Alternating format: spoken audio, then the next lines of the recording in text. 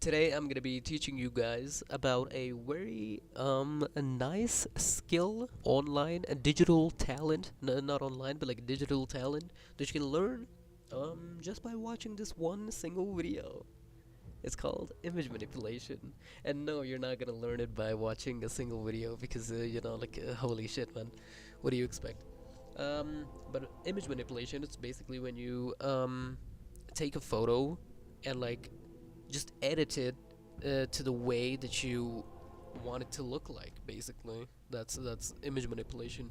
Or when you want to make something 2D look 3D by adding a shit ton of effects on top of it, so it looks 3D without the use of any 3D softwares. Okay, we're gonna be doing all this inside of Adobe Photoshop, so make sure you have bought Photoshop, or you can just like pirate it off of some fucking shady website. I don't know.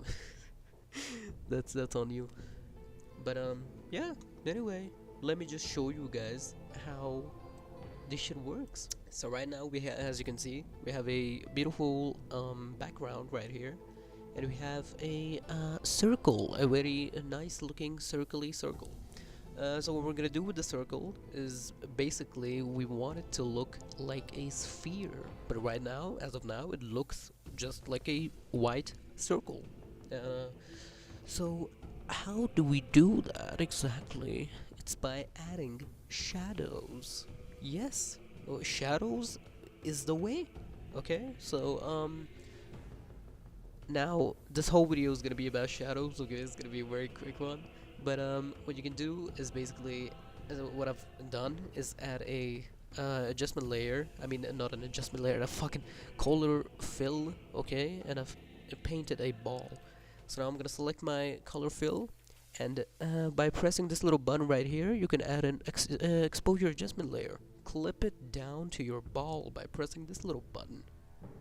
Or you can just click Alt and like hold beneath the two layers, but like yeah, that's on you, man. You can do it if you want to.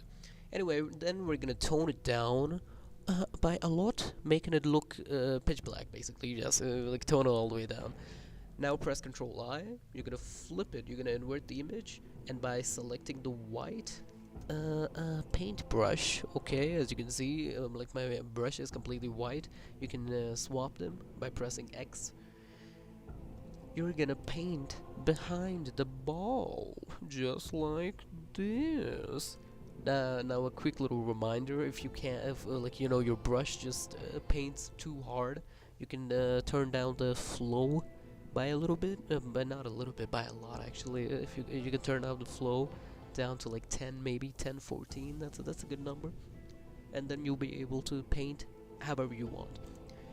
You want to paint all the way behind the ball, just like this, and something like that to make it look more like a sphere, because spheres have shadows and reflections. You're just gonna do that, and there you go. Your sphere is done. You have learned image manipulation. No, you haven't, motherfucker. What you're gonna do is now press X so you can swap your thingy and paint a little bit on top of it, so it removes it.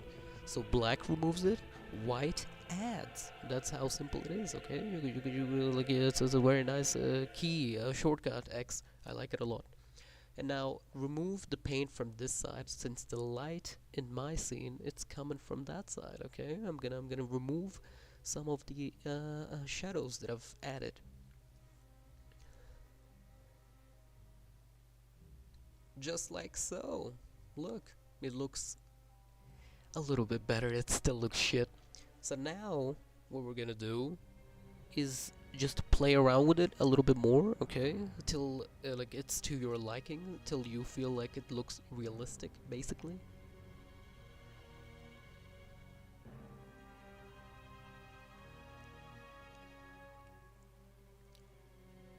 Now the thing is, light, it bounces off, okay. So what you're gonna do is select the motherfucker. That's the wrong part of the script. Now what you're gonna do is add ground shadows, because you know when an object touches like the ground, it usually casts a shadow on the ground if there is a light source as bright as there is in my scene right here. So you know, of course, it's not fucking rocket science, man. Holy shit, why am I even explaining this shit? So by pressing this little menu up here, the brush editing tool, whatever the fuck, man, you're gonna make your brush look something like this, like an oval, not an oval. It's like a fucking flat ball. I don't know, man. And then you're gonna paint slightly below your ball.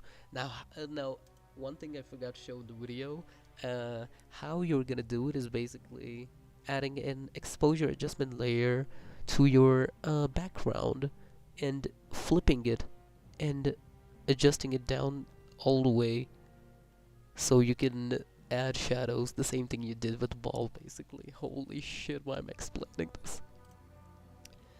Anyway, now you make your mouse, your brush a little bigger by holding Alt and pressing right click and to the right. You're gonna, yeah, just adjust your shit.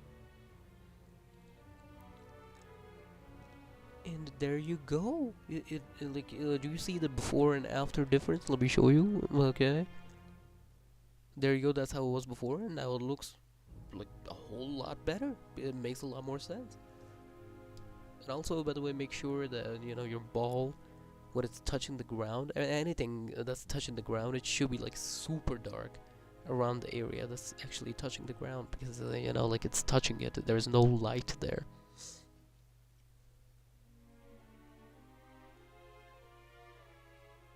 Just like so. Make sure the ground is just as dark. And there you go. It looks much better. And yeah, you're done. No, you're not done. You fucking thought so, man.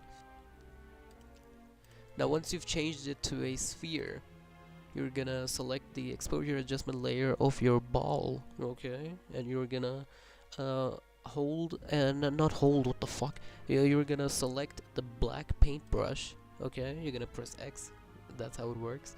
And you're gonna paint behind the ball. The darkest area, it should be the middle, not the back, okay? Or the area that's touching the ground. That's basically you know, kind of beats my point, but you know, a light bounces off, so it's gonna affect the back as well.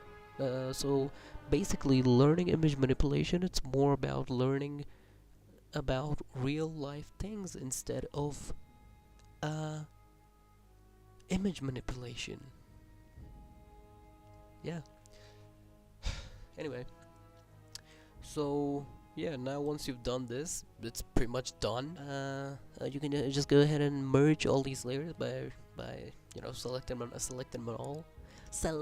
them all, and pressing Control E, and there you go, it's merged. Add another solid color, make it completely white. This is optional, by the way, but if you learn it, it's the best. You can add a little like a glare effect to it.